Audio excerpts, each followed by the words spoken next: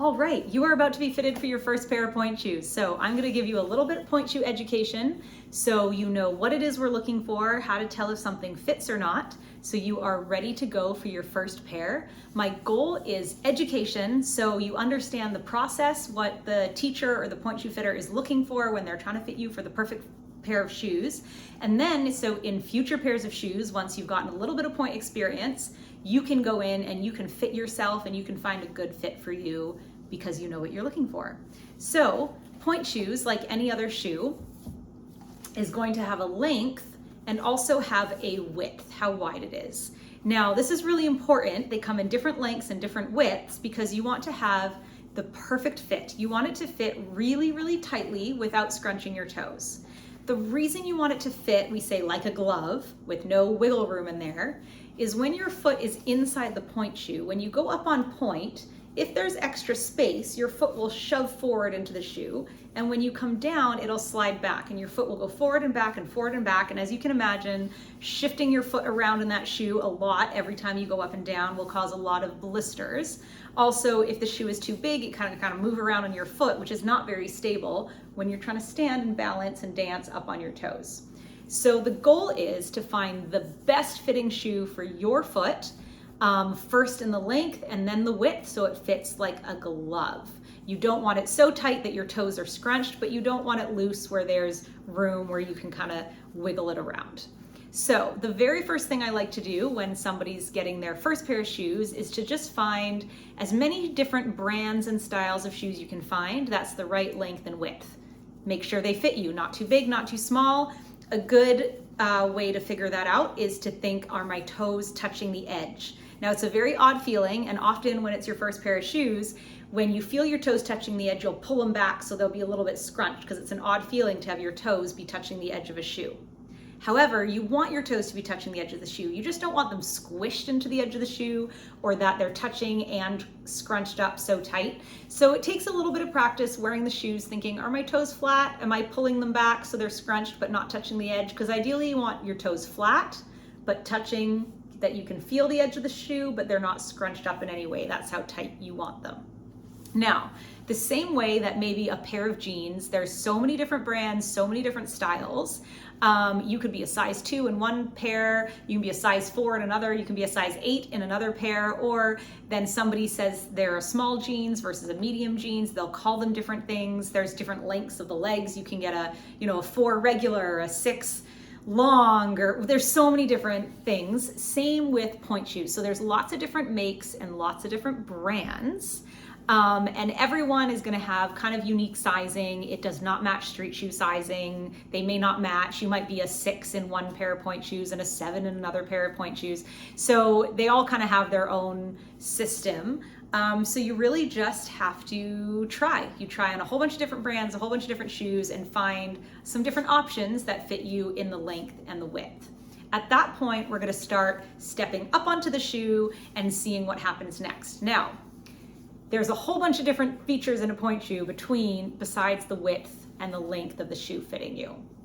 So this part on the edge, it's hard. It's called the block. It's actually in most shoes made of paper mache, layers and layers of glue and burlap around, so it's hard and supportive. And then once you sweat in them and you work in them, it's going to soften up. It'll shape a little bit like your foot on the edges. And then when it gets too soft, we call that a dead shoe because it loses that flat shape on the edge that helps you balance. And at that point, you don't really have good balance or support in the shoes, and we need to get another pair. Most young dancers who just start and they're still growing, they're going to grow out of their shoes before they die, so you don't really need to worry about them getting too soft. That's more for dancers that are dancing multiple hours a week on pointe. So the block is going to come in different widths. Now this one is what we call, it's a little bit tapered. It goes in at the bottom. And there's blocks that are more square at the bottom, a little wider. There's blocks that are more narrow, more tapered. And that's going to depend on the shape of your feet. Similar, some ladies can wear high heels all day and all night and it doesn't hurt their toes to have those pointy ends to their high heels. And then some of us, it hurts so bad because our toes are not made to be that shape. So thankfully, there's a pointe shoe for everybody. There's wider blocks, there's narrower blocks.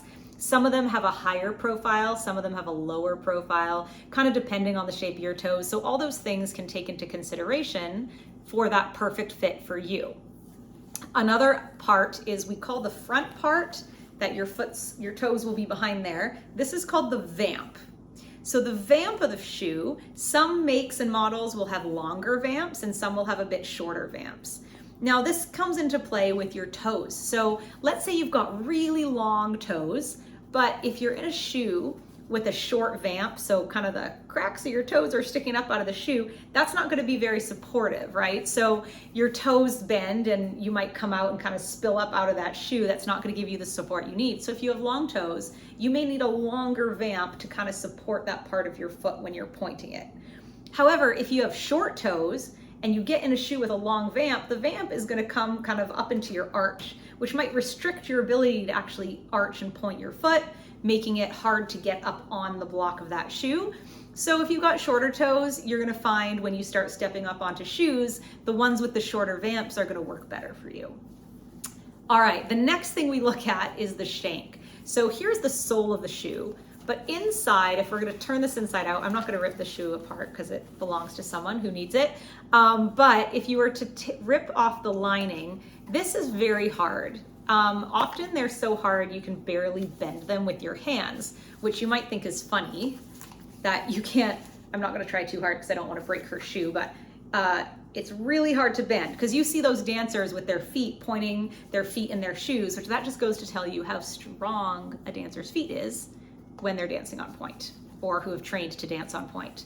So they can bend it with their foot and we can't bend it with our hands. Now the shank has a different length. So some shanks will be quite up to the top of the shoe. Some we call them 3/4, they're a little less. There will be different lengths of the shank, and that has to do with your arch, how arched your foot is, where the arch, because everybody's foot, the arch in it we call it break. It bends kind of at a different spot. So how long you need your, how long or short you need your shank to be is going to kind of depend on where your arch is. And then the other thing is there's different hardnesses, is that a word, of shanks. So this is a medium strength, but you'll have some that are soft, so they're a little softer. You have some that are quite hard. Again, some of that has to do with how big or how high your arch is, as well as how strong your foot is. So you may need a lot of support if you have a very arched foot, but it's not very strong yet. However, you may need a bit of a softer shoe so it'll bend with your foot, and then as you get stronger, you might need a stronger shoe. Some people find they can actually use softer shanks the stronger their foot gets because they're holding themselves up better and they don't need to rely on the shoe as much. So all of these things are going to come into play. So we've got the size of the shoe, the length, the width, we've got the vamp, we've got the shape of the block. This way we've got the length and the strongness of the shank. So these are all things that we're going to look at to find you the best fit. And once you wear your first pair of shoes, if you're young, your feet may still be growing, so you might need to get different sizes as your feet grow. But you'll also find that what is the best shoe for you for your first pair may not continue to be your best shoe. Because as you dance on pointe, your feet are going to get stronger and stronger. And so different shoes may become options for you that maybe didn't work out the first time you tried, but later on when you come back with a stronger foot, there might be more options of shoes that work for you, or you might need to change it up to get a better fit. But those are the things we're looking at. So when you go for your first pair, we're going to try to find a good fit for you. Then we're going to go up on pointe and try the different shoes and find the best model for your foot to make all your dancing dreams come true.